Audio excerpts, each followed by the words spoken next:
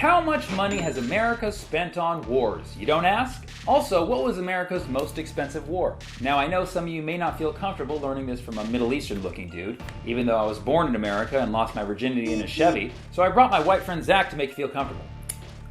Me? Yeah. The US of A has been at war 227 out of the 245 years since our country's birth. And our mom and dad were two hot wars. You could look at it that way. We've been at war 93% of our existence. Probably because when we're not at war, we get depressed. And we need to fight that depression. So Zach, what was America's most expensive war? World War II, baby. Nope. While costing a whopping $5 trillion by today's standards, it actually takes the silver. That big 2 is for second place. But that war made us number 1. Yes, and it got women into the workforce, gave us OK Boomer, and forced Nazis out of their bunkers and into chat rooms. And that's exactly where we want our Nazis. Or maybe just no Nazis. Even better.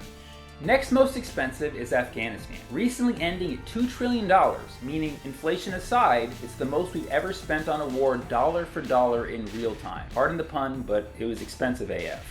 What pun? AF is their country code. Yeah, that's right. Next was Iraq, which some value at $1 trillion, but some say totaled to as much as $2 trillion. But at least that one ended in success. You could say our wars are buy one, get one 50% off. Now, if you add Iraq and Afghanistan and other post-9/11 efforts to fight terrorism, you get $6.5 trillion, making the US's most expensive war the war on terrorism. That's right, we spent the most money on fighting fear itself. We should have stuck with the Depression.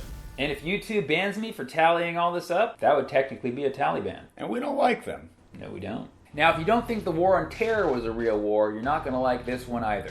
The war on drugs. Since 1971 has costed us $1 trillion, which we could have used on drugs. Antidepressants. Literally, we could have covered our country's prescription costs for 3 years. And no dogs would have got contact high. We would have had the money to get them actually high.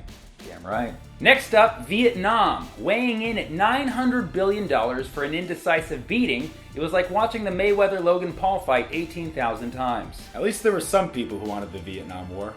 The Korean War cost $420 billion and was not 420 friendly. Not at all. Then at $407 billion, World War I, which we actually called the War to End All Wars. Did it work? The American Civil War costed $97 billion, but obviously it was important and now it's moved to Twitter and only costs us in time and mental health. Go Yankees, baby!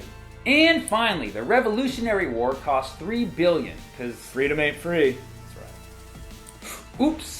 Totally forgot about the Cold War. It's actually valued at $18 trillion, making that America's most expensive war. I'm sorry, we had that in our document, but Russia hacked it.